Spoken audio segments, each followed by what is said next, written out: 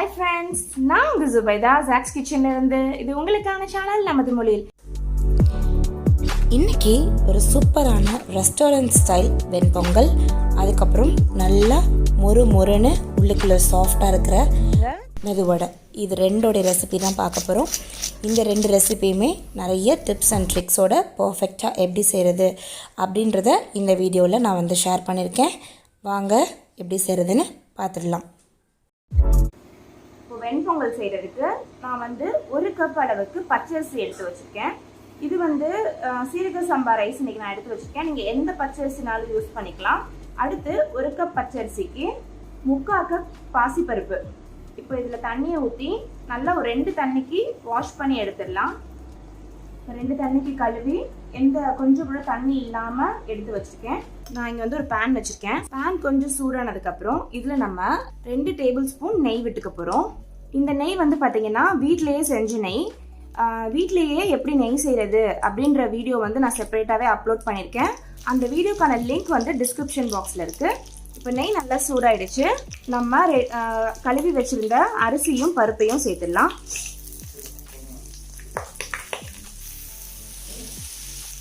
இப்போ நம்ம நெய்லையே நல்லா வறுத்துக்கிறணும். அரிசியும் பருப்பையும் தண்ணிலாம் இல்லாமல் நல்லா இதை நம்ம வறுத்து எடுத்துக்கலாம். இப்போ நல்லா கமன்னு நல்லா ஒரு மணம் வர ஆரம்பிச்சிருச்சு. இப்போ இதில் நம்ம தண்ணி ஊற்றிக்க போகிறோம். அரிசி 1 கப்பு, பருப்பு 3/4 கப்பு. ஸோ மொத்தம் 1.25 கப்புக்கு நம்ம 4.5 கப்பு தண்ணி ஊற்றிக்கணும். இதில் ஃப்ளேமை ஸ்லோவில் வச்சுட்டு இதில் 4.5 கப்பு தண்ணி ஊற்றிக்கலாம்.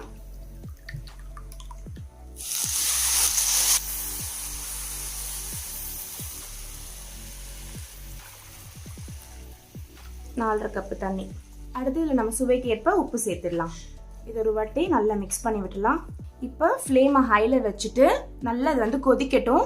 கொதிச்சதுக்கப்புறம் திரும்ப ஃப்ளேமை லோ பண்ணி மூடி போட்டு நம்ம அதை ஒரு 20 மினிட்ஸ்க்கு வேக வச்சு எடுத்துக்கிறணும். நீங்கள் குக்கரில் விடுறீங்க அப்படின்னா இதே அளவுக்கு தண்ணி ஊற்றி ஒரு 4 விசில், 2 விசில் ஃபுல் ஃப்ளேம்லேயும் லோ ஃப்ளேமில் வச்சு 2 விசில் விட்டீங்க அப்படின்னா நல்லா உங்களுக்கு மசிஞ்சு ரெடி ஆகிடும். இப்போ நல்லா கொதிச்சிருச்சு. இப்போ நம்ம இதை ஸ்லோவில் வச்சுட்டு மூடி போட்டுடலாம். இப்போ நம்ம மிளகை இதில் போட்டு 1க்கு 2 உடைச்சி எடுத்துக்கலாம். முழு மிளகாய் சேர்க்கறத விட 1க்கு 2 அடித்து சேர்த்துக்கிட்டோன்னா டேஸ்ட் ரொம்பவே நல்லா இருக்கும். இப்போ நான் அதில் 1 ஸ்பூன் அளவுக்கு மிளகு போடுறேன்.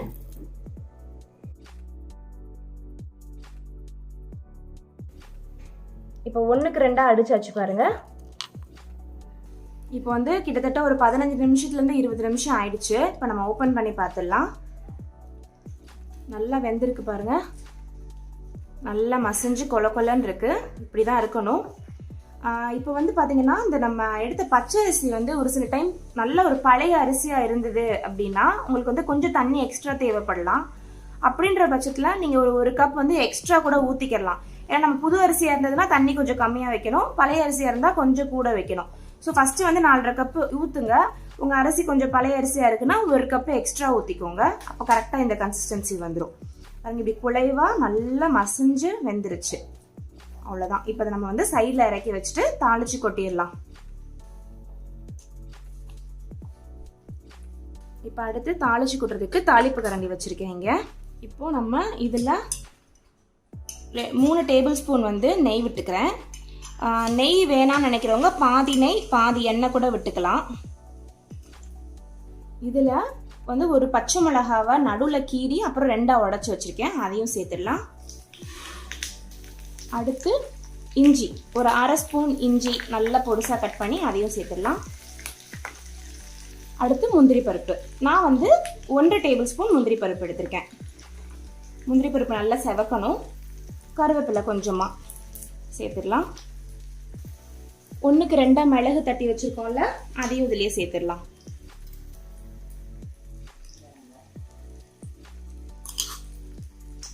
இது எல்லாத்தையும் நல்லா கலந்து விட்டுடலாம். இப்போ இதில் கொஞ்சமாக நம்ம சீரகம் சேர்த்துக்கலாம். சீரகம் நல்லா முந்திரி பருப்பு பொரிஞ்சதுக்கு அப்புறம் சேர்த்தா போதும். 1 ஸ்பூன் சீரகம் சேர்த்துட்டு நம்ம ஸ்டவ்வை உடனே ஆஃப் பண்ணிடலாம். அந்த சூட்லேயே சீரகம் பொரிஞ்சிடும். அவ்வளோதான், நல்லா பொரிஞ்சிருச்சு. இப்போ நம்ம இதை நம்ம ரெடி பண்ணி வச்சுருந்த அரிசி பருப்பில் சேர்த்துடலாம். இப்போ நம்ம ரெடி பண்ணி வச்சிருந்த வறுத்து வச்சிருந்த எல்லாத்தையும் இதில் போட்டுடலாம். இந்த இடமே அப்படியே கம கம கமன்னு இருக்கு. அவ்வளோ தூரத்துக்கு சூப்பரான வெண் பொங்கல் அப்படியே 5 ஸ்டார் ஹோட்டல் ஸ்டைலில் ரெடி ஆயிடுச்சு.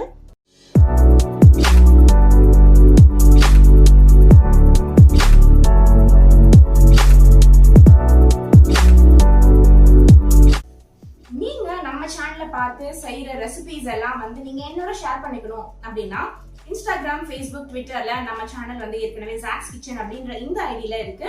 ஸோ இதுல நீங்க வந்து நம்மளை ஃபாலோ பண்ணலாம். ஸோ இன்ஸ்டாகிராம்ல வந்து நம்ம எங்கெல்லாம் போறோம், உடனே மறுபடியும் zacs kitchenல என்னெல்லாம் வந்து சமைக்கிறோம், அது எல்லாத்தையுமே இம்மீடியட்டா வந்து நான் இன்ஸ்டாகிராம்ல அப்டேட் பண்ணிட்டு இருக்கேன். ஸோ மறக்காம இன்ஸ்டாகிராம்லயும் ஃபாலோ பண்ணுங்க. இந்த ரெசிபி ட்ரை பண்ணி பார்த்துட்டு எப்படி வந்திருக்குன்றத மறக்காம கமெண்ட் செக்ஷன்ல சொல்லுங்க. இந்த வீடியோ பிடிச்சிருந்தது, இதே மாதிரி நிறைய ரெசிபிஸ் வந்து நம்ம சேனல்ல பார்க்கணும் அப்படின்னு ஆசைப்படுறீங்க அப்படின்னா மறக்காம இந்த லைக் பட்டனை கிளிக் பண்ணிடுங்க. நான் உங்களை வேற ஒரு வீடியோல சந்திக்கிறேன். அது வரைக்கும் பை பை.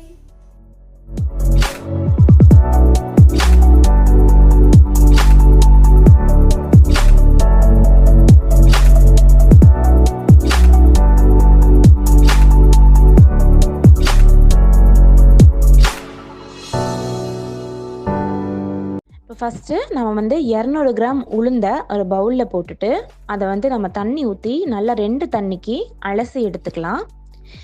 இப்போ அலசின உளுந்தில் நம்ம திரும்பவும் தண்ணி ஊற்றி ஒரு 4 மணி நேரத்துக்கு ஊற வச்சு எடுத்துக்கலாம். நிறைய பேர் 20 நிமிஷம் ஊற வச்சா போதும் அப்படின்ற மாதிரிலாம் கணக்கு இருக்கும். ஆனால் 4 மணி நேரம் ஊற வச்சு செய்யும்போது அதோட அவுட்புட் ரொம்பவே நல்லாயிருக்கும். இப்போ நம்ம 4 மணி நேரம் ஊற வச்ச உளுந்த தண்ணி கொஞ்சம் கூட ஊத்தாம அரைச்சி எடுத்துக்கிறலாம். இப்போ நம்ம அரைச்சி வச்சிருக்க உளுந்த நல்லா வந்து பீட் பண்ணிக்கிறணும். அதாவது நம்ம உளுந்த எவ்வளோக்கு எவ்வளோ நல்லா இந்த மாதிரி பீட் பண்ணுறோமோ அதுக்குள்ள நல்ல காற்று ஃபில் ஆகும். அப்போ நல்லா புஷ்ஷுன்னு கிடைக்கும் உளுந்த வடை. இப்போ இந்த மாதிரி நம்ம கவுத்துறோம் அப்படின்னா கீழே வந்து விழுகக்கூடாது. இதுதான் வந்து கன்சிஸ்டன்சி, கரெக்டான கன்சிஸ்டன்சி. இப்போ நம்ம ரெடி பண்ணி வச்சிருக்க உளுந்துல ஒரு வெங்காயம் நல்லா பொடுசாக கட் பண்ணி சேர்த்துக்கலாம். அதுக்கப்புறம் 1 ஸ்பூன் அளவுக்கு மிளகு, அதுக்கப்புறம் கொஞ்சமாக கொத்தமல்லி தழை, கொஞ்சமாக கருவேப்பிலை 1க்கு 2 கிள்ளி போட்டுக்கோங்க. அடுத்து சீரகம் ஒரு 1/2 ஸ்பூன் சேர்த்துட்டு சுவைக்கு ஏற்ப உப்பும் சேர்த்துடலாம். சேர்த்ததுக்கப்புறம் இப்போ இதை எல்லாத்தையுமே ஒன்று சொன்னாப்புல நல்லா நம்ம கலந்துடலாம். இப்போ நம்ம ரெடி பண்ணி வச்சுருந்த உளுந்த வடை மிக்சரை கையில் கொஞ்சமாக தண்ணி நனைச்சிட்டு நல்லா அப்படியே ஒரு பால் மாதிரி எடுத்து நடுவில் வந்து ஓட்டை போட்டு அப்படியே நம்ம வந்து ஃப்ரை பண்ணிடலாம். இப்போது ஃபஸ்ட் டைம் நீங்கள் உளுந்த வடை பண்ணுறீங்க அப்படின்னா பர்ஃபெக்டான ஷேப் வரதுக்கு இந்த ஈஸியான 3 மெத்தடை ஃபாலோ பண்ணலாம். இப்போ வந்து பார்த்தீங்கன்னா ஒரு ஜல்லடையோட பின் பக்கமாக தண்ணி நினச்சிட்டு அதில் வந்து உளுந்த மாவை எடுத்து இப்படி வச்சு அப்புறம் ஹோல் போட்டு நம்ம எண்ணெயில் விட்டோம் அப்படின்னா நல்ல பர்ஃபெக்டான ரவுண்ட் ஷேப் கிடைக்கும்.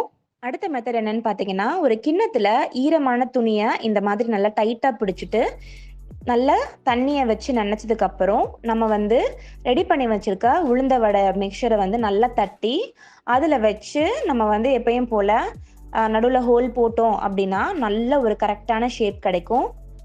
அடுத்து இந்த மெத்தடில் வந்து பார்த்தீங்கன்னா இது வந்து நார்மலாக நம்ம வீட்டில் இருக்க பிளேட்டோ இல்லை ஏதாவது ஒரு கிண்ணத்தோடைய ஃப்ளாட்டான இப்படி திருப்பிட்டு இதில் வந்து கொஞ்சமாக அதே மாதிரி தண்ணி நினச்சிட்டு நம்ம வந்து உளுந்தை எடுத்து அதில் தட்டி வச்சு நடுவில் ஓட்டை போட்டு எண்ணெயில் விட்டோம் அப்படின்னா இதுலேயும் கரெக்டான ஷேப்பாக நல்லா ரவுண்டாக வந்து வடை கிடைக்கும். இப்போது இது எல்லாத்தையுமே நல்லா ஃப்ரை பண்ணி எடுத்துடலாம். இது வந்து எப்படி ஃப்ரை ஆகிடுச்சின்னு பார்த்தீங்கன்னா நம்ம போட்டதுமே அது மேலே எண்ணெயில் நல்லா மிதக்க ஆரம்பிச்சிடும். இதை வந்து ரொம்ப கோல்டன் கலராக ஆக்க வேண்டாம். ஃபஸ்ட்டு வந்து ஒரு 5 நிமிஷம் போட்டு எடுத்துருங்க. எடுத்ததுக்கப்புறம் இதை நல்லா மொறுமொறுன்னு ஆக்குறதுக்கு எல்லாத்தையும் எடுத்ததுக்கப்புறம் ரெஸ்டாரண்ட்லலாம் வந்து பார்த்தீங்கன்னா இதே மாதிரி டபுள் ஃப்ரை பண்ணுவாங்க. ஸோ நீங்கள் கடைகள்லையுமே பாருங்க ஃபர்ஸ்ட் ஒரு வாட்டி ஃப்ரை பண்ணி வச்சிருப்பாங்க. நம்ம கேட்கும் போது 2வது வாட்டி சுட சுட எண்ணெயில போட்டு கொடுப்பாங்க.